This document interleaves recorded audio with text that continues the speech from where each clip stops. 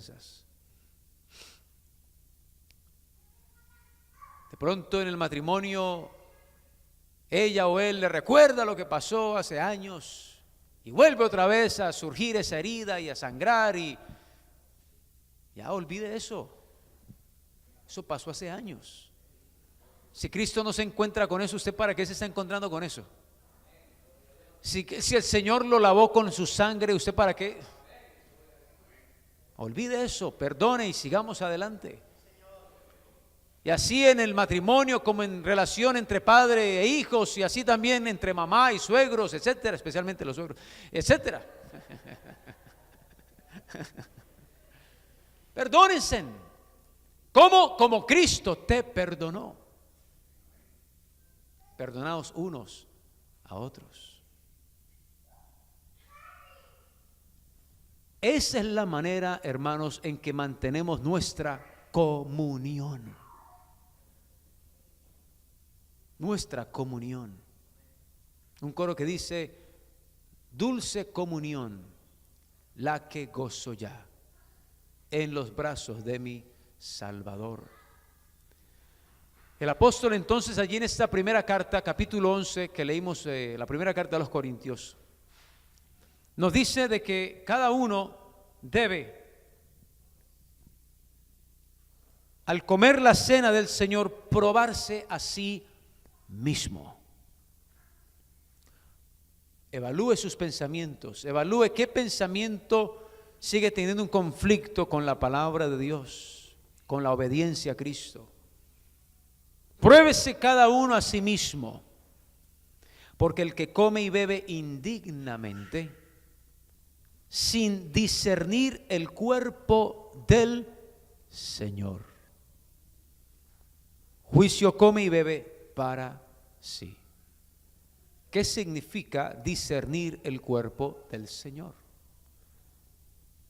La palabra discernir pues tiene que ver con uno llegar a una conclusión o descubrir o definir. Y en este caso nos invita a discernir el cuerpo del Señor, a descubrir qué es el cuerpo del Señor. Y si lo interpretamos de esta manera, el cuerpo del Señor o discernir el cuerpo del Señor es reconocer quién es el que está al lado mío. Porque el que está al lado mío es miembro del cuerpo del Señor. Si yo no discierno eso primero, yo comeré indignamente la cena del Señor.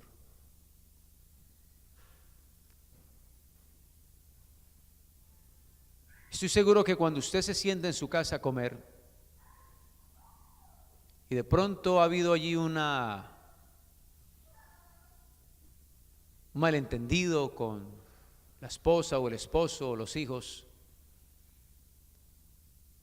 es difícil uno comer. Es difícil compartir la mesa, compartir la comida, la cena. No es fácil. Va a haber silencio, va a haber un ambiente maluco. O tal vez él o ella se para y se va y va a comer a otra parte, o no come, o deja ahí la cena. No va a haber comunión. Porque hasta que no lleguemos a un acuerdo, es difícil tener comunión. Hoy hemos preparado la mesa. Están los elementos en la mesa. Y para nuestro Señor, para nuestro Padre, es de suma importancia que nosotros podamos discernir su cuerpo y reconocer quién es mi hermano. Pedir perdón o perdonar. Llegar a un acuerdo, porque ¿cómo andarán dos juntos si no estuviesen de acuerdo? ¿Cómo podemos caminar el camino llamado Jesucristo si no estamos de acuerdo? Si hay conflictos, si el uno jala para un lado y el otro jala para otro. En la presencia del Señor, Él necesita comunión. No es extraño de que en la cena haya alguno que piense diferente a como el Señor piense. Porque inclusive en la última cena había uno que no estaba en comunión con Cristo y los demás. Había uno que tenía otros planes muy diferentes. Había uno que fue llamado Satanás. Y este era Judas. Se le hizo difícil tener comunión, aunque el Señor lo invitó a comer del pan. Aunque el Señor también le repartió el pan. Aunque tomó también de la misma copa. Pero su corazón estaba lejos del corazón de Cristo y de sus compañeros, de sus hermanos. Juicio come para sí, porque luego fue y se ahorcó.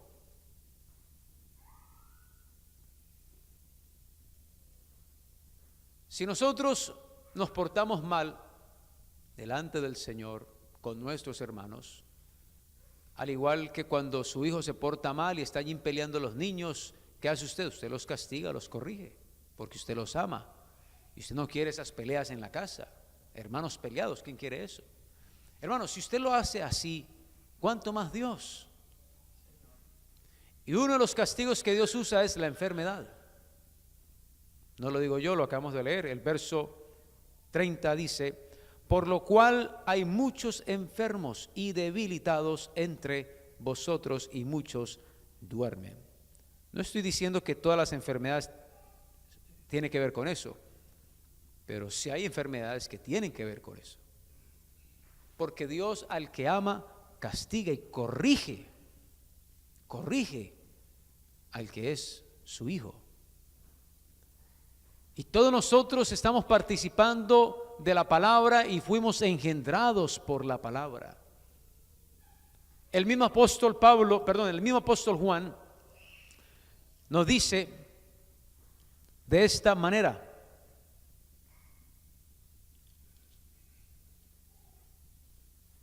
amados, amémonos unos a otros, porque el amor es de Dios.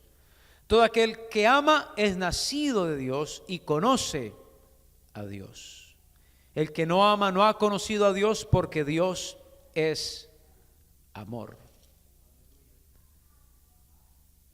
Todo aquel que cree que Jesús es el Cristo es nacido de Dios, y todo aquel que ama al que engendró, ama también al que ha sido engendrado por él. Mire muy bien lo que dice: todo aquel que ama al que engendró. ¿Quién es el que engendra? El Padre. Si usted ama al Padre, ama también a todo aquel que ha sido engendrado por él. Quiere decir al que está al lado suyo, a su hermano. En esto conocemos que amamos a los hijos de Dios, cuando amamos a Dios y guardamos sus mandamientos.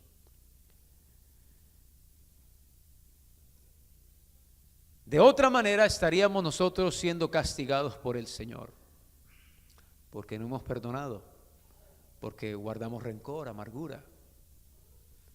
Y la enfermedad es una manera de juicio de parte del Señor. ¿Qué hacemos entonces para resolver y que cese ese castigo? ¿Qué tenemos que hacer para que Dios suelte la mano, no apriete más? Fácil, no es difícil.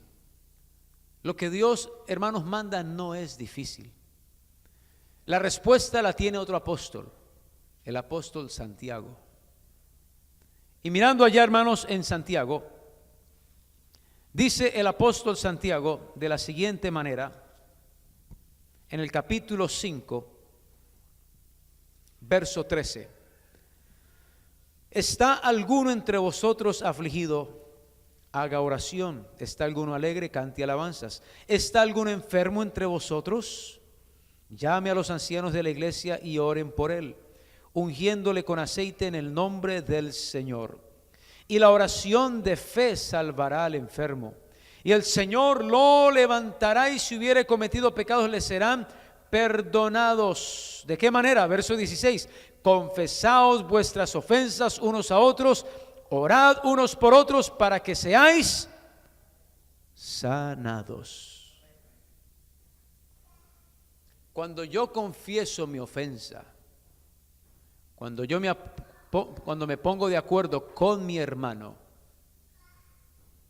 entonces viene la sanidad, viene la liberación. Hermano, hay una cantidad de bendiciones que se amarran, se limitan cuando yo no perdono, cuando guardo rencor, cuando no ando en el Espíritu de Cristo. Dios también cierra su corazón. Y es una de las maneras en que Dios nos corrige, con enfermedad. Pero al confesarnos, o al confesarle a mi hermano mi pecado, o al perdonar, y a veces al ser perdonado, recibo sanidad. Si usted está enfermo y llama al pastor para que venga a orar por usted, y usted no ha perdonado a un hermano, primero vaya y confiésese. Primero vaya y confiese a su hermano, pida perdón, pida disculpas, reconozca su error. Porque de otra manera Dios va a decir: no has perdonado, yo tampoco te puedo perdonar. No has perdonado, yo no puedo sanarte. Dios no alcahuetea a nadie, mi hermano. Dios no es el abuelito de nadie. Dios no alcahuetea a ninguno de sus hijos. Dios a todos nos trata como hijos. O somos bastardos o somos hijos de Dios. Dios desea que participemos de su santidad. Para eso es la disciplina del Señor, para participar de su santidad.